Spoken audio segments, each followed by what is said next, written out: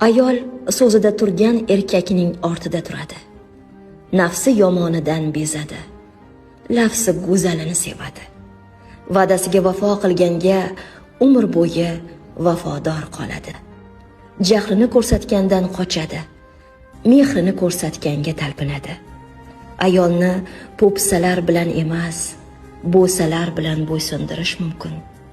Muhabbat bersangiz itoat, sadoqat ko'rsatsangiz hurmat qiladi.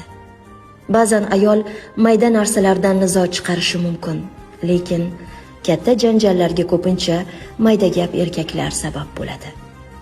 Ayolni urmang, so'kmang, jerkimang. Ayolni seving, qadrlang.